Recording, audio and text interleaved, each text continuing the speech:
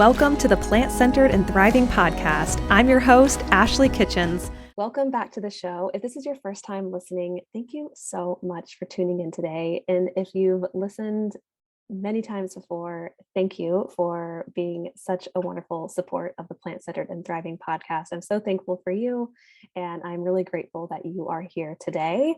Today, I have a special guest with me. Her name is Leeanne. So she is the lead organizer of Bowl City Vegan. So I live in Durham, North Carolina, and I guess nickname for Durham is called Bowl City. So Leeanne, she's the organizer of Bowl City Vegan, which is an Instagram account here locally, basically giving us information on vegan restaurants, new vegan dishes that are coming up, vegan events, vegan food trucks, anything vegan. Leeanne is going to share it on Bowl City Vegan. Basically, and I say this in the podcast, every event that I go to is centered around what she shares on her social media account. And we talk about this in the interview. We talk about community, how to get involved, how important it is.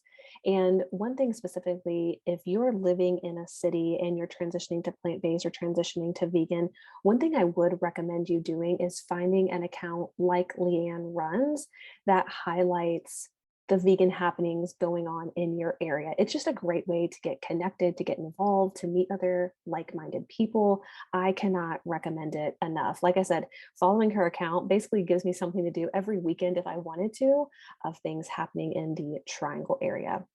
What Bowl City Vegan does is, again, it promotes vegan dining options in Durham, North Carolina. And then this also includes the Bowl City Vegan Challenge, which we touch on a little bit in our interview. This is basically a challenge for local chefs in the Triangle area, in the Durham area, to add vegan options to their menus. And then diners like myself go around, try these different options for about a week's time, and we vote on what we feel like is the best. It's a really, really fun event. We haven't had it in a couple of years because of COVID, but I'm hopeful that we'll have it again soon. So Leeanne has over 25 years of experience working with various environmental and animal advocacy organizations, including conservation research on turtles, fighting old growth logging in Oregon, and patrolling for illegal fishing in the Galapagos Islands, which we talk about, with Sea Shepherd. Since 2006, Leeanne has been working for PETA, supporting animal liberation campaigns. And when she's not working, you can find her basically in the Triangle area, exploring vegan-friendly restaurants, at home cuddling with her rescued dog, Jax, or eating vegan pastries and drinking coffee with her husband, Andy. Leeanne is what I would consider a local vegan celebrity here. So I was really thrilled to be able to just sit down with her and pick her brain on some common questions around veganism, hear more about her journey, and then talk about community and how you can get involved. As always, we have a bunch of resources and lots of links below. So if you're curious about anything that we talk about, definitely use the links below to navigate to things that pique your interest throughout our conversation. Please join me in welcoming Leeanne to the show. Welcome to the show, Leeanne. Thanks for having me. I am thrilled to have you. So in Durham, in the Raleigh-Durham area, a lot of people follow Bowl City Vegan. You provide us with endless amounts of resources, which is so wonderful in the Triangle. But I'm curious, even before Leeanne, before you went vegan, what was life like before that? And then how did that sort of transition happen for you? Right. Yeah. It was back in 1993 when I first started to transition to vegetarianism. At that time, I was exploring becoming a wildlife biologist, and I was absolutely devouring Jane Goodall books. Oh, yes. And while I was looking for the next book to read at a bookstore, I came across a book on animal rights, and that just really opened my eyes. And not eating meat was an easy transition as far as the commitment, but it still took me 10 years to go fully vegan from that point. And honestly, in the beginning, I didn't even understand what being vegan meant and why that would even be necessary. I thought, well, I'm no longer, animals are no longer being killed for my plate. Isn't that enough? But I slowly started to learn more. I had some vegan friends in the late 90s. I was also, coming across literature, such as like PETA leaflets that I was seeing. And I learned, of course, that dairy and eggs and even honey not only come from inherently cruel practices, but also that these animals were in fact being slaughtered early in their life because they're literally treated like milk and egg machines and were spent. They're no longer producing fast enough to be profitable. Just learning like more than 10 billion land animals are slaughtered for food. I still didn't have a good grasp on how to be vegan, even though I was learning all these facts in horrific circumstances. So especially like when I wasn't at home, label reading and asking questions at restaurants, that was still unfamiliar territory to me. Mhm. And I didn't know what to cook in order to be healthy, which is ironic since I wasn't exactly eating healthfully as a vegetarian. Basically just replacing the meat on my plate with cheese.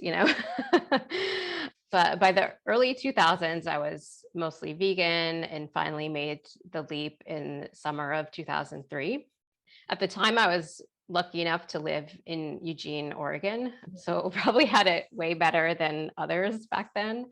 There are already a few vegan-friendly restaurants and cafes and natural food stores to buy groceries and, bulk things and soy milk and that kind of thing. There's even a local company, Serata, that made organic tofu and tempeh. Wow. They had actually been at it since the 70s, and they're still doing it today. And I lived just a couple blocks from them. So I'd stop by with my own containers and bring home like bulk tofu and tempeh. I really miss being able to do that. I'm sure. But yeah, outside of Eugene, it was a struggle. Mhm. Certainly even in Eugene, convenience products didn't really exist yet. For someone like me who dislikes cooking, it was a bit of a challenge. I made stir fries and went out to eat a lot. Mhm. When I travel or go visit family, I often relied on like Thai restaurants or cobbling something together from a grocery store. In fact, I remember one time visiting family who I knew had no idea how to, you know, feed me. Mhm. I brought my own Amy's frozen burrito to Nice. heat up in their microwave. Yep, great. Yeah. For a lot Yeah. of people listening, I feel like that's really relatable of family members either not being vegan or not knowing how to feed you when you go home and you're Right. vegan.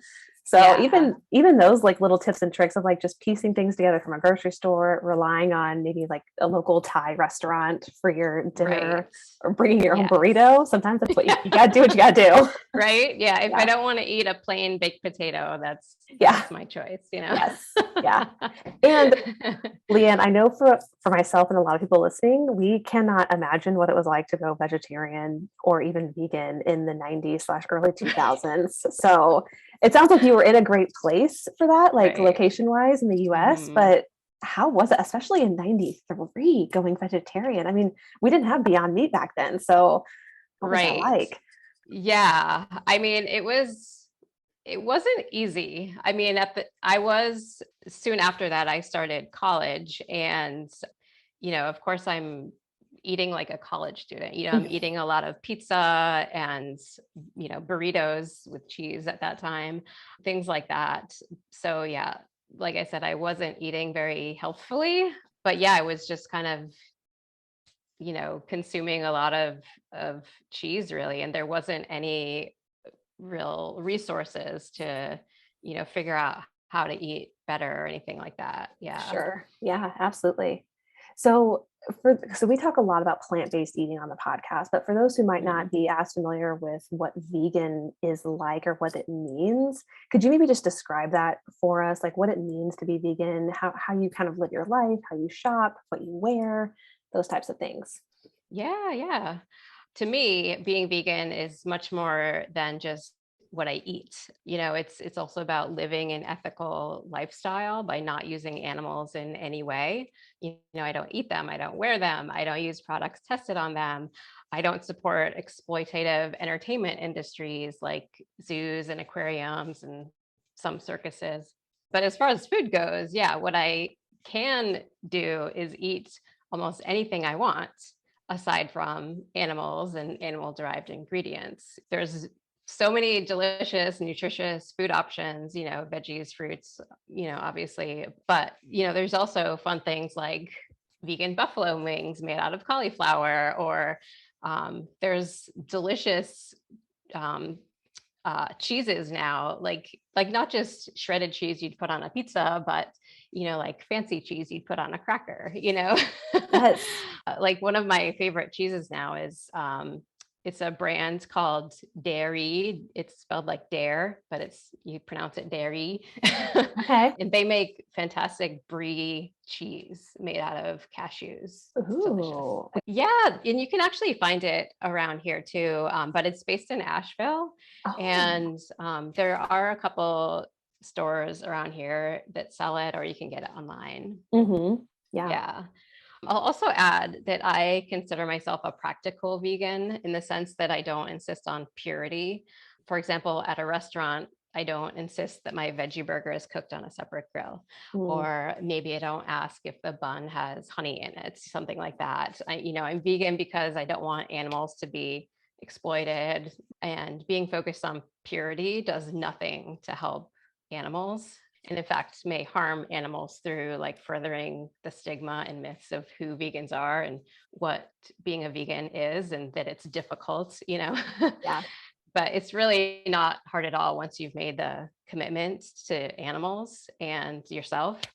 For me anyway, it opened up this whole new world of eating things that I never would have thought of that are actually amazingly delicious. Yes. Yeah. That's helpful to actually hear that distinction between the two. So I really appreciate you sharing that. Yeah. Yeah. As you were transitioning, so it took about 10 years to transition to becoming vegan after becoming vegetarian. But when you were vegan, and maybe speaking even closer to like nowadays, are there any struggles that you come up against, or is there anything that may be helpful for someone to hear as they're kind of embarking on their own vegan journey? Yeah. I mean, I think for the most part, it is so much easier now, and probably one of the hardest things, well, really two, it's dealing with the family and friends who are not vegan. They're not there yet with you. And I think, sometimes, especially when you're learning all this new information, you want to just shout it from the rooftops. And, when someone you love isn't there with you, it can be really hurtful and frustrating. So I think just kind of realizing that everyone's on their journey, and just kind of do the best you can and show them how good it can be, cook for them, share things with them. For example, my mom, she's not vegan, but she's supportive. She has become supportive of me, and she'll eat whatever I eat, and she enjoys it. Like I've shared things like vegan ice cream with her, and it's always like, oh wow, this is amazing, this is delicious. Like, Yeah. I don't need to eat a dairy ice cream. So I think it's just sharing those experiences with them and showing them how easy it is and how delicious it is. But yeah, I think that the other thing is just, within yourself, like kind of being prepared to make that commitment. And, maybe there's things that you're not ready to give up. Okay, well, give up everything else, be vegan except for, that cheese pizza that you really think you need, Yep. And maybe over time you'll realize, you know what, I actually don't need this. I've found these other really great alternatives, and I don't need that anymore. And what took me so long to give it up in the first place? Like, that was silly. Yeah, absolutely. And I think that's really helpful, especially for people who feel like, well, I can't quite give up this yet, or I don't feel like doing it now. Then Right. go for it. And then eventually that'll probably come, or you'll find a time where it's like, oh, Right. I can't believe I thought I couldn't live without this. Right. Exactly.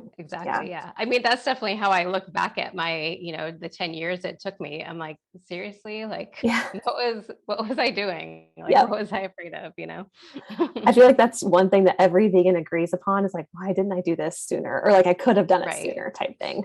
All right, Leanne. So I know that you've had quite in my opinion, like a wild journey when it comes to like what you do like for work and just like different parts of your passion, your purpose when it comes to veganism. So would you give us a little glimpse of even just like work wise, what it is that you do and maybe some things that you've done in the past that have been part of your Yeah, journey? sure. Yeah. I mean, I feel like, the sort of wildlife aspect of things is where it started.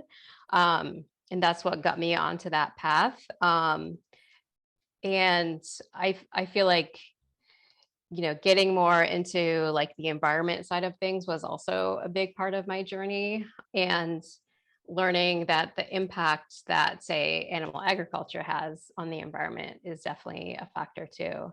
And I spent the first few years of my career more on the environmental side. Um, that's when I was in Oregon and working on campaigns that were trying to stop old growth logging, things like that. And eventually transitioned more into the animal rights aspect and got involved with Sea Shepherd.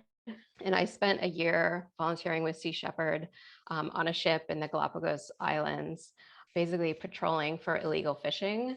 And I mean, it was still to this day, it's the most incredible experience of my life to have been able to have that opportunity and experience that.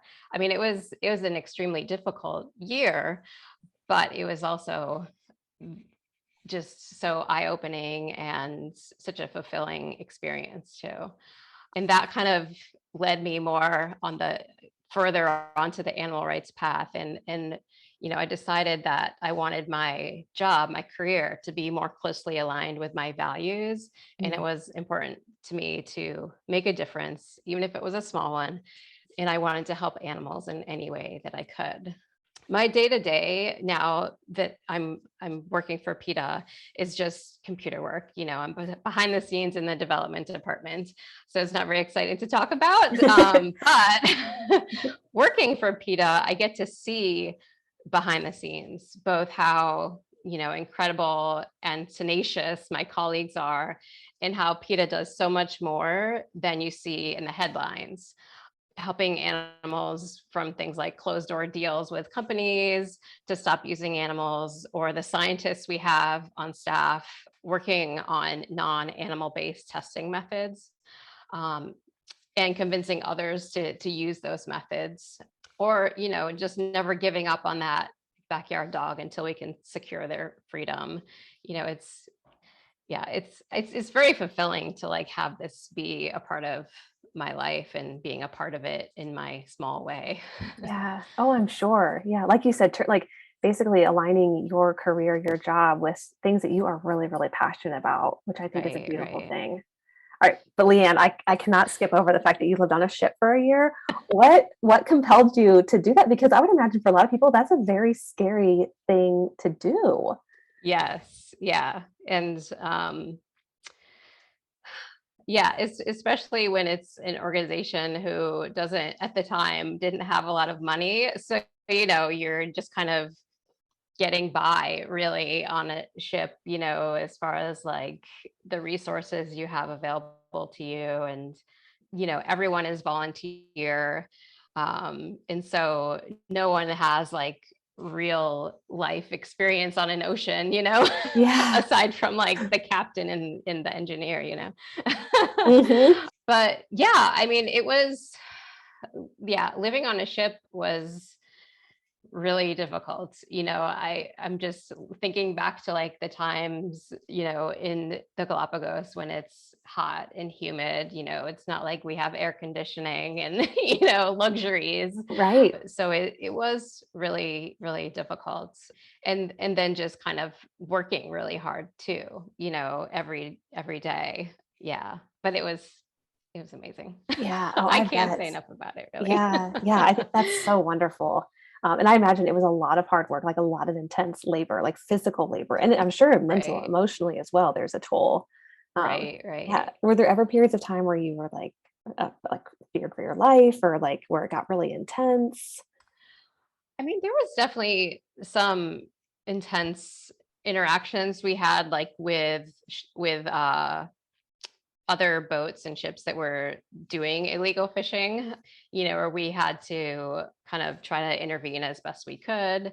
And, for example, there was one time where we came across a ship that was sailing for tuna in in in a marine reserve. So essentially, this was illegal fishing Yeah. that they were doing, and you know, they could have cared less that we were there. They've done this for years and gotten away with it.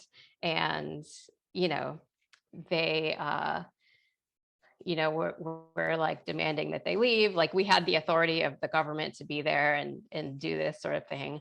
But they could have cared less. So we had to, take direct action and take their equipment and things like that. So that was a little scary, not knowing like what they were going to do to us in retaliation. And, Yeah. we basically did what we had to do and got out of there as soon as we could, Yes. Yes. Oh my goodness. Wow. Well, switching gears a little bit, Leanne. So I wanted to talk more about the community aspect of things and how people can get involved as they're transitioning to veganism, or maybe they already are, but they don't really have that supportive community that maybe they're longing for. Which I know a lot of Yeah. us, we want to be accepted, we want to be included, and it's hard when we maybe feel like an outlier or an outcast with the way that we're eating, which is a big part of everyone's lives. Right. So Right. I guess to start us off, how can someone become more involved with their vegan community? Or maybe what are some things that you would recommend as someone who leads a lot of great things in the Raleigh-Durham area? Yeah. I mean, I would say first, there's probably other vegans that you don't know about. You just haven't found them yet. So maybe like put yourself out there on social media or, other like community groups or like meetup.com, that kind of thing. But also, I think a great resource is Happy Cow. I forget now, is it happycow.com or happycow.net? It's I net. don't remember. Yeah. Net. And Okay. we'll put it Um, below. Yeah. Great. So yeah, they're basically, it's sort of like Yelp for vegan food. Mhm. And so you can, look on Happy Cow for your city. I also use it a lot when I travel to other cities, but you can look up your city, see if there's any vegan options listed. If you know about a vegan option that's not listed, you can submit it. Um, and, there's also other ways to get involved in the Happy Cow community. And one great way is to become a Happy Cow ambassador. And so what that means is, the city that you live in, you're an ambassador for that city on Happy Cow, which means you can start doing outreach to restaurants as a Happy Cow representative. And you can, you know, encourage restaurants to add vegan options, or, like I said, you can always add restaurants that have vegan options. And if there's a restaurant out there that is doing a great job, there's also ways to like reward them for that, and so that they can feel more appreciated, and they can sort of advertise that, hey, I'm, Happy Cow like gives me excellent reviews, that kind of thing. So it's kind of a neat way to get involved, especially if there's not other people in your area that you can find, and maybe you'll find them on Happy Cow too. Yeah. Yeah, that's a great idea. I actually didn't know that about Happy Cow. I also use it a lot when traveling, but it's nice to know that Mhm. you can get more involved if that's something that you're wanting to do. Right. Yeah. Yeah. Yeah. It's pretty neat. Yeah. So with the vegan community, Leanne, how do you feel like the vegan community can maybe be just more accepting of people who are transitioning or who are not fully vegan yet? Do you have any guidance Right. there? Yeah. I mean, it took me 10 years to fully transition. So, who am I to judge? But yeah, I definitely think of it as, meeting people where they're at in their journey is really important. There's a lot of learning and unlearning that someone needs to do. So yeah, I just think it's important to focus on, what are you going to do today? every vegan meal that you eat is saving animals, and it's further laying that groundwork to show you or to show someone else that eating vegan is possible and delicious and, hearty and filling. Like we were talking about before, like where are you willing to compromise and what's a deal breaker? Mhm. Are there things that you feel like you can't give up yet, things like that? And yeah, I think as time goes on and you find more of that community and more of that appreciation for the options that you're finding, then yeah, you're not going to even miss what your life was like before. It's true. Yes, I will completely agree with you on that. Yep. So, Leanne, I'm curious because there's a lot of questions around fake meat. It's a very hot topic. We've had, Mhm. a couple years ago, fake like red meat was coming out, and then we have. I don't even like calling it fake meat, but I know that that's kind of I how it's referred know. to. But Yeah. like an alternative to meat, and now we have like alternatives to seafood, which is really wonderful. So it's becoming Right. more and more popular, but the question is like, what's the deal with it? Like, I think a lot of people are like, well, why not just eat the real thing? Right. Yeah. I mean, most vegans, me included, started out life as omnivores. We enjoy the taste and texture of meat and enjoy the experience of eating certain foods at family gatherings and holidays and things. It just kind of gives it a different importance. It's not just food, it's like creating this celebration. And so liking meat doesn't mean that it's okay to exploit animals. So if you can get that same experience, taste and texture, celebration, all without harming animals, why wouldn't you? I'm a huge tofu fan. Organic soy is one of my go-to products, and I can make it into barbecue or smoky bacon, things like that. But I also love these fake meats because they more closely mimic the texture of meat. It has that satisfying mouth feel. And typically it's also very convenient. Beyond Burgers is a good example, but there's also like seitan, wheat-based meats that have that really nice texture. And in fact, on occasion at a restaurant, I've questioned like, did they just accidentally serve me, animal meat? Yeah. Yes. It's kind of eerie sometimes how Hmm. closely it can mimic meat. Yes.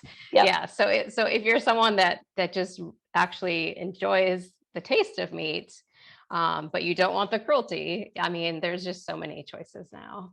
Yeah. Yep. There really are. And I really like what you said about it's so much more than just food. It's about spending time with your family or like being part of cultural traditions or holidays, Hmm. events, parties. And Right. that's a big part of it. And so, like you said, if you could do it, if this is part of the reason that you want to be vegan or plant-based, do it without the Hmm. cruelty. That's really important. Right. Yeah. And I find too with desserts, it's often really easy to kind of trick people, like, so if you're going to a birthday party and, you want to make a vegan cake, I think it would be really hard to tell the difference if say just for someone who has never had vegan cakes before, it wouldn't really be that much of a difference. Like people could still enjoy the birthday celebration with the vegan cake. Yes, yes, 100%. Yes, Yeah. and speaking of, if you live locally, you have to check out Brooklyn Yeah. Bakery because Oh my she makes gosh. the Oh, best vegan cakes ever. They're so good. absolutely. Yeah, and they're Yes. stunning. So, Yeah. yeah, we'll put her link below so you can check her out if you'd like to Yeah. do that. Yeah. All right, so Leanne, I'm very curious. So in the Raleigh-Durham area, you're kind of like a celebrity here. You run Bull City Vegan, which is a vegan account, basically just giving us updates on restaurants and different things happening in the area, which is great. And I would recommend that to anybody who's in any city that they are, is to find someone or find an account like Leanne runs to help you get connected and involved in the community, and just so you can stay up to date on different restaurants, what they're offering, different vegan dishes that are popping up. So, what led you to starting this account? I'm very curious. Yeah. Well, back in 2010, my good friend and amazing activist Eleni started Bull City Vegan. She organized the original vegan chef challenge called the Bull City Vegan Challenge, where local chefs prepare creative vegan dishes and then diners voted on the best. These events really helped bring vegan dining to a new level in Durham and encourage chefs to think outside the box. I was helping Eleni for a while, but then she moved away from Durham. So I took over the accounts and have kind of turned Bull City Vegan into a bigger social media presence as a way to promote and encourage vegan options in Durham and the surrounding area. So yeah, it's basically, I'm just using it as a way to promote local restaurants and food trucks, as well as other like vegan friendly events and things like that. Yeah, I just promote as much as I can in hopes that, for selfish reasons, that I continue to have great options, but also that other people are learning about these options and can experience them for themselves. Yeah. Yeah. I mean, really, pretty much, I feel like every event that I go to is because I've seen it on your page or someone has like Nice. reshared it or Thank whatever you. it is. So yes, it's very, very helpful. But even with so one thing that you do, and like you said, in 2010 is when it started, when you started doing the challenges, right, across the triangle. Right. How do you feel like your efforts or even those challenges have sort of just influenced the way things have changed in the triangle area, or like how it's affected maybe just the locals or the local restaurant scene? Right. Yeah. I moved here to Durham in 2009. Um, and there weren't many options at all. It was possible to dine out, but there weren't any fully vegan restaurants. And the restaurants that were considered vegan friendly had very limited options and they weren't all that creative. Yeah. So yeah, through the vegan challenge, we found several chefs that were enthusiastic about it and they use their creativity to create hearty options and they saw the demands through the challenge and many decided to add fully vegan options to their menus and continue to this day.